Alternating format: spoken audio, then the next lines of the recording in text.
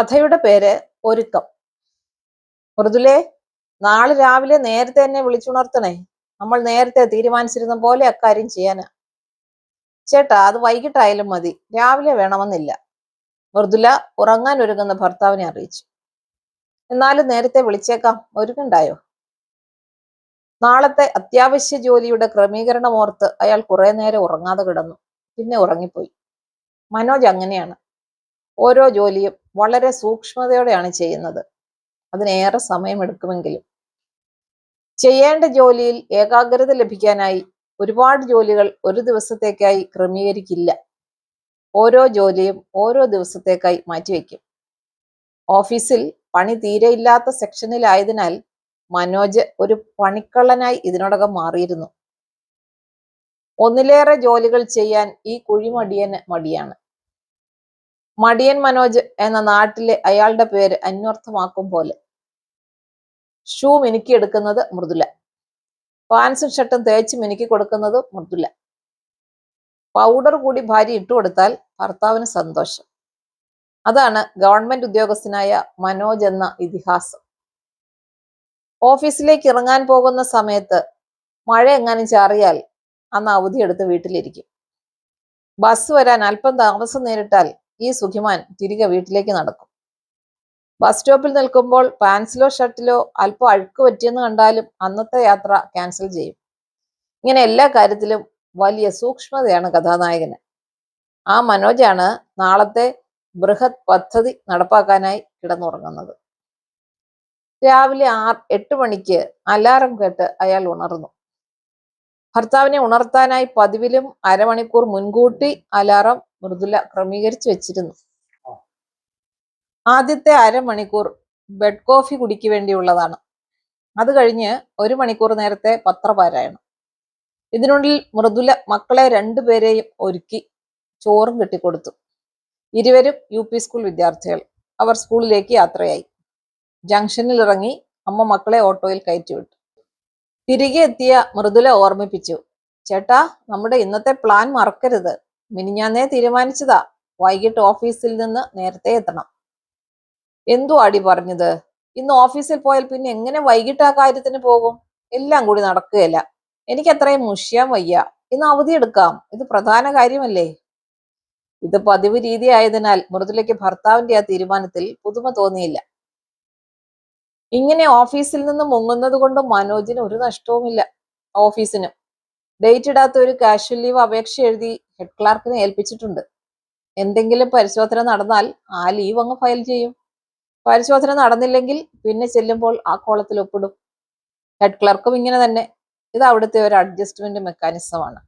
ഇലയ്ക്കും മുള്ളിനും കേടില്ലാത്ത ഒരു ക്രമീകരണം. 1 വർഷം ഇങ്ങനെ ഏകദേശം 50 ദിവസത്തോളം മനോജ് ലീവ് അഡ്ജസ്റ്റ് ചെയ്ത് വീട്ടിലിരിക്കാറുണ്ട്. എല്ലാവർക്കും ഈ സൗകര്യം കിട്ടുന്നതിനാൽ ആർക്കും പരാതിയില്ല. പണിയൊന്നുമില്ലാത്തതിനാൽ ഓഫീസ് പ്രവർത്തനങ്ങൾക്കും കുഴപ്പമില്ല. ഫാനിന്റെയും ലൈറ്റിന്റെയും ഉപയോഗമെങ്കിലും കുറഞ്ഞിരിക്കുമല്ലോ. ഈ ഒരു അവധിയിലാണ് മനോജ് ഇന്നും പല നാളുകളിലും എന്ന പോലെ. 1 മണിക്കൂർ കൊണ്ട് കുളിയും ഷേവിങ്ങും ഒക്കെ നടത്തി മനോജ് ഫ്രഷായി. കാപ്പി ആയോടി മൃദുലേ? ആയെങ്കിലും എടുത്തു വെക്ക്, ഞാൻ റെഡിയാ. ഇതാ ഇപ്പൊ കൊണ്ടുവരാം.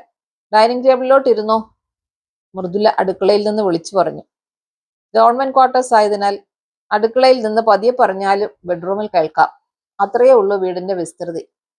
വിശാലമായ കാപ്പുകൂടി കഴിഞ്ഞപ്പോൾ മണി 11. മൃദുലേ, നീയും ഒരുങ്ങിക്കോ, നമുക്ക് ഒരുമിച്ച് പോകാം. ഞാനും വരണോ? ഞാൻ തയ്യാറായിട്ടില്ല, ചേട്ടൻ പോയിട്ട് വാ.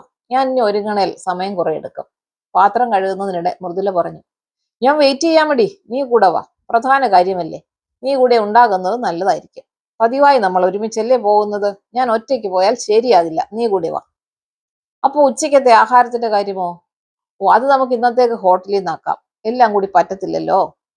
ശരി, എങ്കിൽ ചേട്ടൻ വെയിറ്റ് ചെയ്യ്, ഞാനിപ്പോ കുളിച്ചൊരുങ്ങി വരാം. മനോജ് TV ഓൺ ചെയ്തു. ഇഷ്ടപ്പെട്ട പരിപാടികളിൽ കണ്ണു നട്ടിരുന്നു. അഭിമുഖങ്ങളും ചർച്ചകളുമാണ് അയാൾക്കിഷ്ടം. സീരിയലുകളുടെ ശത്രുവാണ്. സിനിമയോട് താല്പര്യവുമില്ല. 12 മണി ആയപ്പോഴേക്കും മൃദുല റെഡി. കസേരയിലിരുന്ന് ഉറങ്ങുന്ന ആ ഗവൺമെന്റ് ഉദ്യോഗസ്ഥനെ അവൾ തട്ടി വിളിച്ചു. ചേട്ടാ, ഞാൻ റെഡി, വാ പോകാം. ഓ, അറിയാതെ ഉറങ്ങിപ്പോയി. ഓഫീസാണെന്നാ വിചാരിച്ചത്. സമയം എത്ര അടി? വല്ലാത്ത ക്ഷീണം, ഒരു ഗ്ലാസ് ചായയുടെ. മൃദുല വേഗം പോയി ചായ തയ്യാറാക്കി കൊണ്ടുവന്നു. ചായ കുടിക്കാൻ തുടങ്ങിയപ്പോൾ മൊബൈൽ ഫോൺ ശബ്ദിച്ചു. സംസാരം നീണ്ടു. 15 മിനിറ്റ് കഴിഞ്ഞു. ചായ മരിച്ചു. എടി, ചായ തണുത്തു പോയടി, ചൂടാക്കിയ കൊള്ളുകയില്ല, വേറെ ഒരു ഗ്ലാസ് ചായ ഉണ്ടാക്ക. ഇത് പതിവായതിനാൽ മൃദുല അടുത്ത ചായ ഇടലിനായി അടുക്കളയിലേക്ക് കയറി. 5 മിനിറ്റ് കഴിഞ്ഞ് ചൂട് ചായയുമായി തിരികെ എത്തിയപ്പോൾ ഭർത്താവിനെ കാണാനില്ല. കക്കൂസിൽ നിന്നൊരു ബഹളം കേൾക്കാം. അറബിക്കടൽ ഇളകി വരുന്നൊരു ബഹളം.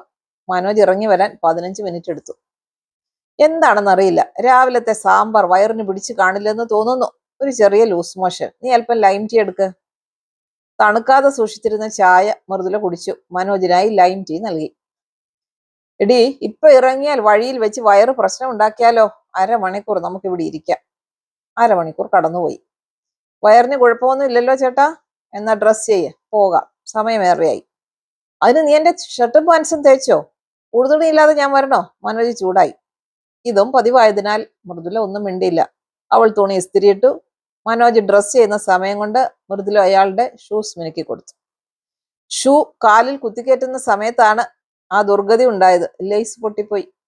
ഷേടാ, ഇനി ഞാൻ എന്ത് ചെയ്യും? അയാൾ പരിഭവിച്ചു. ആ സോക്സ് ഊരി കളഞ്ഞിട്ട് ചെരുപ്പിട്ടോണ്ട് വാ ചേട്ടാ, ഭാര്യ പരിഹാരമാർഗം പറഞ്ഞു. എന്തുവാടി നീ പറയുന്നത്? ഞാൻ ചെരുപ്പിട്ട് പുറത്തിറങ്ങാറുണ്ടോ? എന്നാ മറ്റേ ഷൂസിന്റെ ലേസ് എടുത്തിട്, ഇതിനിട്, മൃദുല ബുദ്ധി ഉപദേശിച്ചു. ബ്ലാക്ക് ഷൂസിനാണോ ഡി ബ്രൗൺ ലേസ് ഉപയോഗിക്കുന്നത്? മാച്ചിങ് സെൻസ് വേണ്ടായോ? നീ എന്താ പൊട്ടിയാണോ? ഇതാ ആ ജംഗ്ഷനിൽ പോയി 2 കറുത്ത ഷൂ ലേസ് വാങ്ങിക്കൊണ്ടുവാ. ഞാൻ ഇവിടെ ഇരിക്കാം. സമയം അങ്ങ് പോവുകയാണേ, വേഗം വരണേ. മൃദുല ഓട്ടോയ്ക്ക് കൈനീട്ടി. അതിൽ കയറി അടുത്ത ജംഗ്ഷനിലേക്ക് യാത്രയായി. ഓട്ടോ കിട്ടാൻ വൈകിയത് കൊണ്ട് തിരികെ എത്തിയത് അരമണിക്കൂർ കഴിഞ്ഞാണ്. എല്ലാ പ്രതിസന്ധികളും തരണം ചെയ്ത ഭാര്യ ഭർത്താക്കന്മാർ അന്നത്തെ പ്രധാന ദൗത്യത്തിനായി ഇറങ്ങി. ക്വാർട്ടേഴ്സിന്റെ കതക് അടയ്ക്കാൻ തുടങ്ങിയപ്പോൾ ബന്ധത്തിലൊരു അമ്മാവൻ അതിഥിയായി അവിടെ എത്തി. കതക് തുറന്നവർ അകത്ത് കയറി അമ്മാവനെ സ്വീകരിച്ചിരുത്തി. അമ്മാവൻ കഥ പറച്ചിൽ ആരംഭിച്ചു. അമ്മാവൻ ഊണ് കൊടുക്കാൻ. ഊണ് വാങ്ങാനായി മൃദുല വീണ്ടും ജംഗ്ഷനിലേക്ക് ഓട്ടോ കയറി. ഊണും കഴിച്ച് അമ്മാവൻ ഇറങ്ങിയപ്പോഴേക്കും മണി 2 കഴിഞ്ഞു. ഊണ് കഴിഞ്ഞാൽ ഒരു അരമണിക്കൂർ നേരത്തെ ഉറക്കം മനോജിന് പതിവാണ്. അല്ലെങ്കിൽ തലവേദന ഉണ്ടാകും അത്രേ. ഓഫീസിലായാലും കസേരയിൽ ഇരുന്ന് ഉറങ്ങും. പൊതിച്ചോറായതിനാൽ ഊണ് കഴിഞ്ഞുള്ള അടുക്കള യുദ്ധത്തിൽ നിന്ന് മൃദുല അന്ന് ഫ്രീ. മൃദുലയും ഒരല്പനേരത്തെ ഉറക്കത്തിനായി കട്ടിലിലേക്ക് ചാഞ്ഞു. അലാറം വയ്ക്കാൻ അവർ മറന്നുപോയി. അരമണിക്കൂറിനുള്ളിൽ എഴുന്നേൽക്കാമെന്നവർ കരുതിപ്പോയി. കോളിംഗ് ബെല്ലിന്റെ ശബ്ദം കേട്ടാണ് ഉണർന്നത്. കുട്ടികൾ രണ്ടും സ്കൂൾ വിട്ടെത്തിയിരിക്കുന്നു. സമയം അങ്ങ് പോകുന്നു. പണിയൊട്ട് നടന്നതുമില്ല. ഒരു ദിവസം അവധിയും എടുത്തതാ. മനോജ് ഒരു പരാതി പോലെ സ്വയം പറഞ്ഞു. ഇനി എന്തായാലും എനിക്ക് വരാൻ പറ്റില്ല. ഇവർക്ക് കാപ്പി ഉണ്ടാക്കി കൊടുക്കണം. പിള്ളേരെ ഒറ്റയ്ക്ക് ഇരുത്താൻ പറ്റില്ലല്ലോ. ചേട്ടൻ പോയിട്ട് വാ. മൃദുല ഫൈനൽ തീരുമാനം അറിയിച്ചു. അന്നത്തെ പ്രധാന ദൗത്യം നിറവേറ്റുന്നതിനായി ആ ഗൃഹനാഥൻ വീണ്ടും തയ്യാറായി. എടി, ഉടുപ്പാകെ ചുളുങ്ങി. അതിട്ടാണല്ലോ കിടന്നത്. വേറൊരെണ്ണം തേച്ചതാ. അത് പറഞ്ഞിട്ടിരിക്കുന്ന ഉടുപ്പ് ഒരു ഹാങ്കറിൽ തൂക്കി. എന്നിട്ട് പോയി TV ഓൺ ചെയ്തു. TV ഓൺ ആവുന്നില്ല. കറണ്ട് പോയി. എടി, കറണ്ട് പോയടി. ഇനി കറണ്ട് വന്നിട്ട് തേക്കാം. നീ ഒരു ഗ്ലാസ് ചായ ഇട്. മണി 4:30 കുറിക്കാനും വല്ലതും എടുത്തോ. കറുമുറ കടിക്കാനായി പലതും അവിടെ ഉണ്ടായിരുന്നു. അച്ഛനും മക്കളും മത്സരിച്ച് അവയൊക്കെ തിന്നു. പക്കാവടയും കശുവണ്ടിയും അങ്ങനെ പല ടിന്നുകളും അവർ മൂവരും ചേർന്ന് കാലിയാക്കി. മൃദുല പിള്ളേരെ കുളിപ്പിച്ചും അടുക്കളപ്പണി ചെയ്തും തിരക്കിലേക്ക് നീങ്ങി. മനോജ് മാഗസിൻ വായനയിലേക്കും. 7 മണിയായപ്പോൾ കറണ്ട് വന്നു. ദേഷ്യം വന്ന മൃദുല തുണി തേക്കാൻ പോയില്ല. മനോജ് എഴുന്നേറ്റ് ഒറ്റയ്ക്ക് തുണി തേച്ചു. ഏതോ കനത്ത ജോലി ചെയ്യുന്ന ഭാവമായിരുന്നു അയാളുടെ മുഖത്ത്. ഒരു അനാവശ്യ ജോലി ചെയ്യുന്ന ദേഷ്യം. തനിക്ക് ഗതികേട് വന്നല്ലോ എന്നൊരു വിലാപഭാവം. പുതിയൊരു പാൻസും അതിന് ചേരുന്ന ഒരു ഫുൾ കൈ ടിപ് ടോപ്പ് ഉടുപ്പും എടുത്തിട്ടു. ഷൂസ് വീണ്ടും മിനുക്കി തുടച്ച് കാലതിനകത്ത് കയറ്റി നല്ലവണ്ണം ഒരുങ്ങി അയാൾ ആ ചടങ്ങിനായി ഇറങ്ങി. മുറ്റത്ത് ഉറങ്ങിക്കിടക്കുന്ന കാറിനെ ഉണർത്തി. തുണി കൊണ്ട് ഗ്ലാസുകളെല്ലാം തുടച്ച് മിനുക്കി. കാറിനെ ഇന്നലെ മൃദുല കുളിപ്പിച്ച് കുട്ടപ്പനാക്കിയിരുന്നതിനാൽ മൊത്തത്തിൽ തുടയ്ക്കേണ്ടി വന്നില്ല. അന്നത്തെ ദൗത്യം പൂർത്തീകരിക്കാനായി അയാൾ ഏകനായി യാത്ര തിരിച്ചു. ആ നാളിലെ അവരുടെ ഒരുക്കത്തിന്റെ പൂർത്തീകരണം കൂടിയായിരുന്നു ആ യാത്ര. ആ പ്രധാന കാര്യത്തിന് ഇരുവരും ചേർന്ന് പോകാമെന്നുള്ള പ്ലാനിങ് തകർന്നതിന്റെ ദുഃഖം കാർ ഓടിക്കുമ്പോഴും മനോജിന്റെ മുഖത്ത് നിഴലിച്ചു നിന്നു. 3 കിലോമീറ്റർ പിന്നിട്ട് കാർ മീൻ ചന്തയുടെ ഒരു മൂലയ്ക്ക് നിന്നു. മീനിന്റെ നാറ്റം കാറിന് ഏൽക്കാതിരിക്കാനായി കാർ ദൂരെയാണ് നിർത്തിയത്. എന്നിട്ട് അയാൾ ഇറങ്ങി നടന്നു. ഷൂസിൽ പൊടി പിടിക്കാതെ ആരെയും മുട്ടാതെ തട്ടാതെ എന്തോ വൃത്തികെട്ട കാര്യം ചെയ്യുന്ന മാതിരി മീൻ ചന്തയിലേക്ക് വളരെ സൂക്ഷ്മതയോടെ കടന്നു ചെന്നു. 2 ആഴ്ചയിൽ ഒരിക്കൽ ചന്തയിൽ പോകുക മനോജിനെ സംബന്ധിച്ചിടത്തോളം ഒരു പ്രധാന കർമ്മമായിരുന്നു. അയാൾ പങ്കാളിയാകുന്ന വലിയൊരു വീട്ടുജോലിയായിരുന്നു അത്. മീൻ വാങ്ങാനായി മാറ്റിവെക്കുന്ന ദിനം മനോജിന് ജോലിഭാരമുള്ളൊരു ദിനമായിരുന്നു. ചന്തയ്ക്ക് അകത്തേക്ക് കൂടുതൽ കയറാൻ പോയില്ല. ആദ്യത്തെ നിരയിൽ നിന്ന് തന്നെ മീൻ വില പേശി വാങ്ങി. 1 കിലോ മോതയ്ക്ക് വില 400 രൂപ. 2 ആഴ്ചത്തേക്ക് ഒരുമിച്ച് വാങ്ങുകയാണ് പതിവ്. 5 കിലോ വാങ്ങി. 1000-ന്റെ നല്ല 2 നോട്ടുകൾ മീൻകാരന് കൊടുത്തു.